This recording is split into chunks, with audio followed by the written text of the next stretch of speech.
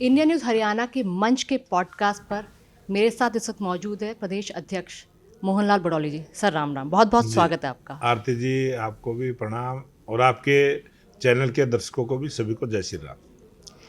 Sir मेरा पहला सवाल ये है आपसे कि प्रदेश अध्यक्ष रहते हुए एक बहुत बड़ी जीत बीजेपी ने दर्ज कराई। आगे की प्लान, आगे की रणनीति क्या है? भारतीय जनता पार्टी का एक ऐसा संगठन है जिसमें एक साधारण से कार्यकर्ता को कोई भी जिम्मेवारी दे और कार्यकर्ता के भाव से, स्वयंसेवक के भाव से उस पद पर रहते हुए उस पद की जिम्मेवारियों का पूरी तरह से, पूरी मेहनत के साथ, ईमानदारी के साथ पालन करे।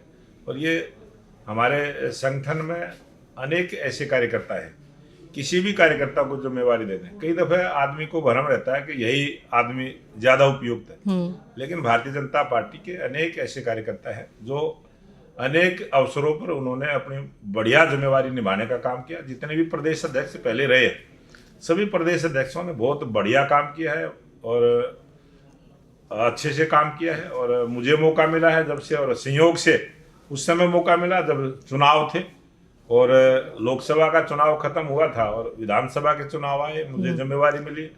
और हरियाणा की जनता जनार्दन का आशीर्वाद, जो 2014 में हम 47 विधायक हरियाणा की जनता के आशीर्वाद से जीत कर आए थे और 48 विधायकों के साथ उससे आगे बढ़े और स्पष्ट बहुमत की सरकार तीसरी बार हरियाणा प्रदेश में बनी है। ये देश के लोकप्रिय प्रधानमंत्री नरेंद्र मोदी जी की नीतियों की जीत, तो देश के प्रधानमंत्री नरेंद्र मोदी जी की जो विश्वास की जीत, उनके विकास की गारंटी की जीत, और देश का युवा, देश की महिलाएं और देश का गरीब और देश का किसान जिस प्रकार से सभी के विश्वास को जीतने में भारतीय जनता पार्टी सफलता हासिल की है और स्पष्ट बहुमत की सरकार आज हरियाणा प्रदेश में नायब सिंह सैनी जी के नेतृत्व में चल रही है। बहुत अच्छे से काम कर रही है। और अब निकाय के चुनाव हैं, निकाय चुनाव की क्या खास तैयारी है? फिर अच्छा जो रिजल्ट जिस प्रकार से दिल्ली के चुनाव में आया है, मुझे पूरा भरोसा है कि इस निकाय चुनाव में भी भारतीय जनता पार्टी को हरियाणा की जनता आशीर्वाद देने का काम करेगी। और आपने कहा कि किसी को भी अगर बीजेपी में मौका मिलता है तो वो इसी तरह की जिम्मेदारी निभाता है, मतलब लास्ट लाइन पे जो आदमी खड़ा है, जो कार्यकर्ता खड़ा है, अगर उसको भी ये मौका दिया जाए तो कायदे से वो भी इसी तरह की जिम्मेदारी निभाएगा। ये भारतीय जनता पार्टी इसी विचार की पार्टी है। ये अंत्योदय की सरकार, जो समाज के अंतिम व्यक्ति का उदय किस प्रकार से हो, उस पर ये सरकारें काम करती है। और उसी प्रकार से पार्टी में भी पीछे की पंक्ति के कार्यकर्ताओं को भी आगे की पंक्ति में खड़ा करते हुए जिम्मेवारी देने का काम करते हैं, क्योंकि एक ये पार्टी विचार की पार्टी है और संस्कारों से जुड़ी हुई पार्टी है और अपने देश के लिए काम करने की सोच लेके जो कार्यकर्ता काम करता है वही भारतीय जनता पार्टी का कार्यकर्ता बनता है। बीजेपी का कुनबा एकदम मजबूत होते जा रहा है। अभी 2 दिन पहले दिल्ली के चुनाव में जीत दर्ज की, जहां एक तरफ दिल्ली के पूर्व सीएम अरविंद केजरीवाल ये कहा करते थे कि मैं इस जीवन में तो कम से कम प्रधानमंत्री नरेंद्र मोदी हमें हरा नहीं सकते, वो तो इस जीवन में कर दिखाया है। किस तरह आगे, मतलब जिस तरह कुनबा बढ़ता जा रहा है भारतीय जनता पार्टी का और मजबूत होता जा रहा है, क्या देखते हैं? ये हमेशा से ही है। घमंड कोई भी व्यक्ति करेगा उसका रिजल्ट यही रहने वाला है। और जिस प्रकार की घमंड की, अभिमान की बातें केजरीवाल जी ने अपने सत्ता के नशे में चूर होते हुए, और उन्होंने जिस प्रकार से अन्ना हजारे जी के आंदोलन से जो पार्टी खड़ी हुई उस का लाभ लेते हुए, और उन्होंने लगभग 12 वर्ष तक दिल्ली के अंदर झूठ की और लूट की राजनीति की है। उसका अंत हुआ है और दिल्ली की जो आपदा थी, इस बार जो फ्री की जो आपदा, दिल्ली बीजेपी ने ट्वीट भी किया तुरंत बाद, बहुत अच्छा वो था, आपदा गई। ये आपदा दिल्ली की गई है और भारतीय जनता पार्टी की सरकार आई है। और दिल्ली के अंदर बहुत वर्षों के बाद एक ऐसा राजस्थान हो, उत्तर प्रदेश हो, हरियाणा हो, दिल्ली हो, पूरा एनसीआर के एरिया में आज भारतीय जनता पार्टी की सरकार है। और किसी भी प्रकार की कोई भी समस्या उसका बैठकर समाधान करने का एक अवसर जनता ने दिया है और हम उसको पूरा करेंगे। सेवा ही संगठन का जो हमारा मूल मंत्र है, उस पर हमारी सरकारें काम करती है। और देश के लोकप्रिय प्रधानमंत्री नरेंद्र मोदी जी ने उस गरीबी को जिया है, उस गरीबी को देखा है जो कभी भी आज से पहले बहुत सारे प्रधानमंत्री बने हैं, लेकिन जिस प्रकार की गरीबी को देखते हुए जीते हुए प्रधानमंत्री नरेंद्र मोदी जी आए हैं और उसी सोच से आए हैं, इस देश से, पूरे देश से गरीबी दूर हो, उनका विजन है, वो उसमें कामयाब रहेंगे। अभी बहुत जल्द हरियाणा सरकार का भी बजट आने वाला है। अभी केंद्र सरकार का बजट जारी हुआ जिसमें बहुत अच्छा टैक्स स्लैब के जो 12 लाख से सालाना की आय वाले लोग हैं उनको टैक्स मुक्त कर दिया गया है। तो हरियाणा के लिहाज से एक तो आप किस तरह इस बजट को देखते हैं और जो हरियाणा का बजट आने वाला है उसको किस तरह देखते हैं? उसमें क्या सरकार ने मतलब एक तरह का मसौदा तैयार किया है खासतौर पे किसानों और युवाओं के लिए? हरियाणा सरकार का जो आने वाला बजट रहेगा, और लोकप्रिय मुख्यमंत्री नायब सिंह सैनी जी को क्योंकि चुनाव से 60 दिन पहले जिम्मेवारी मिली जी, और उस जिम्मेवारी को उन्होंने पूरा किया। और अब थोड़ा समय हुआ है सरकार बनने के बाद, और ये जो बजट आएगा ये पहला बजट होगा, और इस बजट के अंदर भी जो प्रधानमंत्री नरेंद्र मोदी जी की सोच है देश के गरीब के लिए, देश के युवा के लिए, देश की महिलाओं के लिए, ये एक लाभकारी बजट रहे, उसके लिए हमने योजनाएं लागू की हैं। और देश के सर्व समाज के लिए सर्वस्पर्शी एक बजट बने जो सबका ध्यान रखे, और जो 12 लाख रुपए की तक छूट केंद्र सरकार ने दी है उसका लाभ 100% पूरे देश पर पड़ने वाला है, क्योंकि बहुत बड़ी आबादी है, मध्यम वर्ग की जो आबादी है, ये सीधा बजट मध्यम वर्ग की आबादी पर असर करेगा। और मध्यम वर्ग की जो आबादी है उसको भी खर्च करने की एक छूट मिली है, आज़ादी मिली है। वो आज़ादी का लाभ पूरे देश को मिलेगा, उसमें सबका व्यापार भी चलेगा, रोजगार के नए अवसर भी मिलेंगे, बहुत सारी चीज़ों में परिवर्तन होगा। और जिस प्रकार से हरियाणा की सरकार ने भी बजट के लिए सबसे सुझाव मांगे हैं, आज चाहे युवाओं के बीच में जाके मुख्यमंत्री जी बजट पर चर्चा कर रहे हैं, व्यापारियों के बीच में जाके कर रहे हैं, छोटे जो उद्यमी हैं उनके बीच में जाके कर रहे हैं, और अभी 2 दिन पहले ही गुड़गांव के अंदर जो 200 करोड़ से ज़्यादा टर्नओवर के जितने भी 1541 ऐसे बड़े उद्योग घराने हैं, उनके लिए भी एक भारत BGFI एक संस्था बनी है, फोरम बनी है जी, उनके साथ भी बजट पर चर्चा की है।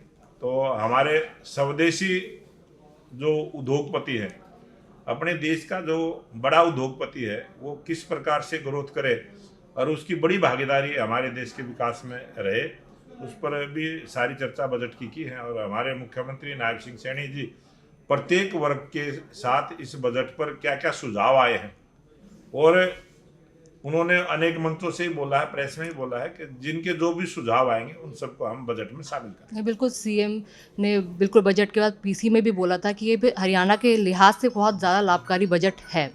सर, जिस तरह बीजेपी का कुनबा बढ़ता जा रहा है, मजबूत होते जा रही है, हर राज्यों में बीजेपी जीत दर्ज करती जा रही है, वैसे सोशल मीडिया और डिजिटल हाल फिलहाल में बहुत ज़्यादा बढ़ रहा है। और एक ताज़ा मामला गरमाया हुआ है, यूएस से डिपोर्ट किए भारतीयों का 104 भारतीयों को डिपोर्ट किया गया, जिसमें से 34 हरियाणा के थे, फिर 33 पंजाब के थे। सोशल मीडिया पे ये जंग छिड़ी और पार्लियामेंट में भी मुद्दा गरमाया हुआ है कि किस तरह उनको डिपोर्ट कर दिया गया, बिल्कुल इलीगल तरीके से आया था, और ट्रंप का भी ये बनता था।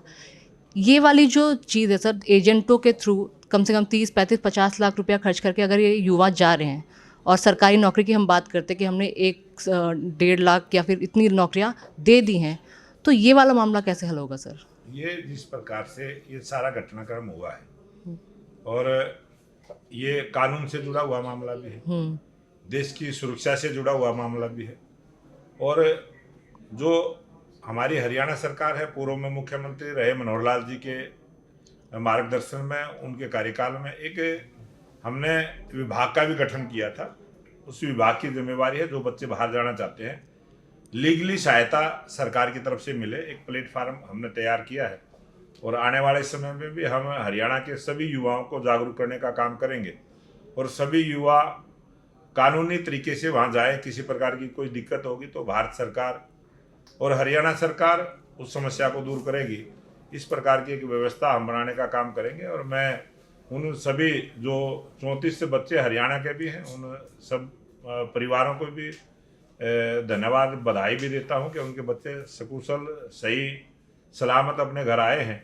और कोई भी किसी भी प्रकार की कानूनी उनको आवश्यकता होगी, हरियाणा सरकार भी और भारत सरकार भी, अपने देश का कोई भी व्यक्ति है, अपने देश का कोई भी नागरिक है, उन सब के साथ भारत सरकार और हरियाणा सरकार उनके साथ खड़ी है। उनके हितों की रक्षा करने का हम पूरी व्यवस्था करने का काम करेंगे। जी बिल्कुल। As a individual Mohanlal Badauli का आगे का क्या टारगेट है? मोहनलाल बडौली का टारगेट यही है कि जिस प्रकार की जो भी जिम्मेवारी पार्टी देगी उसको पूरी करेंगे और हम देश के लिए कुछ कर पाए। जी परमपिता परमात्मा से यही हम तो प्रार्थना करते हैं कि हमें ऐसी शक्ति प्रदान करें कि हम भी देश के लिए कुछ कर पाए। और जो डिजिटल पे आपको ऑडियंस सुन रही है, आज के युवा जो सुन रहे हैं, क्योंकि हम तो सब बस मोबाइल आगे हाथ में उसी पर देखकर सुनते हैं और सर्च करते हैं और वही सुनते हैं, तो उनके लिए क्या मैसेज है? मैं तो और खास तौर पे हरियाणा के युवाओं के लिए। मैं सभी देश के युवाओं के लिए एक ज़रूर बात कहूँगा कि वो फ़ोन की बजाय अपने माँ बाप के साथ भी, अपने बुज़ुर्गों के साथ भी समय को बिताएं और बहुत कुछ जो है संस्कारों से आदमी आगे बढ़ता है। अच्छे संस्कार माँ बाप के द्वारा जो परिवार से मिलते हैं उनको भी ग्रहण करें। और आज टेक्नोलॉजी का युग है और इस टेक्नोलॉजी के युग में टेलीफोन के ऊपर भी बहुत सारा अनाप शनाप प्रचार, डिजिटल क्राइम, बहुत सारी चीज़ें चली हुई हैं। उनसे बचें और अच्छे विचार को अपनाएं और बुरे विचार से दूर रहें। बिल्कुल, डिजिटल क्राइम से बचें, अच्छे विचारों को अपनाएं, संस्कार, जो माँ बाप के साथ टाइम स्पेंड करें, ये मोहनलाल बडौली का कहना है। सर, एक छोटा सा सवाल मुझे अभी याद आया। अभी हाल फिलहाल में आपने महाकुंभ में देखा होगा, IIT बाबा अभय सिंह के नाम से एक लड़का है जो फेमस हो रहा है, झज्जर का लड़का है वो। उसने भी ये कई पॉडकास्ट में कहा, कई इंटरव्यूज़ में कहा कि घर का माहौल अच्छा नहीं था, इस वजह से उसने ये रास्ता अपनाया। IIT क्लियर करने के बाद, इतने साल ऑस्ट्रेलिया में नौकरी करने के बाद, लाखों कमाने के बाद उसने बाबा या संन्यास लेने का फैसला कर लिया। अब ये देश जो है ना साधु संतों का देश है और जिस प्रकार से जिसका जैसा वातावरण होता है और बहुत सारे विचार होते हैं, हर आदमी के अपने विचार होते हैं और विचारों की आज़ादी है जी। तो कोई भी सन्यासी बन सकता है, कोई भी साधु बन सकता है, कोई भी संत बन सकता है, कोई भी हमारा एक RSS का संगठन है, इतना बड़ा है, उसमें बहुत सारे प्रचारक हैं जो इसी प्रकार से देश की सेवा का काम करते हैं, निस्वार्थ भाव से करते हैं। तो जितने भी बहुत सारी संस्थाएं हैं, बहुत सारे आश्रम बने हुए हैं, तो वो सब सेवा का काम करते हैं और ये तो सबका अपना विचार होता है। और आज जो कुंभ की चर्चा आपने की है, मैं भी अभी कुंभ में आस्था की डुबकी माँ गंगा यमुना सरस्वती की उस अमृत धारा में हम भी डुबकी लगा कर आए हैं, आस्था की डुबकी लगा कर आए हैं और कामना करते हुए आए हैं कि हरियाणा की भी और देश की भी और प्रदेश की भी सभी जनता की भलाई के लिए माँ गंगा यमुना सरस्वती का आशीर्वाद सबको मिले, इसकी कामना के साथ एक सनातन धर्म को मानने वाले लोग तो वहाँ जाते ही जाते हैं जी, लेकिन मैंने खुद वहाँ देखा है सभी धर्मों के लोग वहाँ आस्था की डुबकी लगाने के लिए जाते हैं, विदेशों से भी आ रहे हैं और सभी के सुख की कामना हम करके आए हैं। और जो आपने IIT बाबा की बात करी है, वो एक पढ़े लिखे बहुत सारे ऐसे आज देश में संत हैं जो PhD होल्डर भी हैं और बहुत सारे LLM करने के बाद भी इस प्रकार के उसमें करते और वो अलग अलग विचार है। नहीं, वो अच्छा मैसेज भी दे रहे हैं, लोगों को प्रेरित भी कर रहे हैं। ये अच्छा है, टेक्नोलॉजी का ज़माना है और उसके माध्यम से वो जो भी काम कर रहे हैं देश की भलाई के लिए, समाज की भलाई के लिए और सबकी भलाई के लिए काम कर रहे हैं। सर, बहुत बहुत शुक्रिया आपका हमारे साथ जुड़ने के लिए। धन्यवाद। राम राम सर।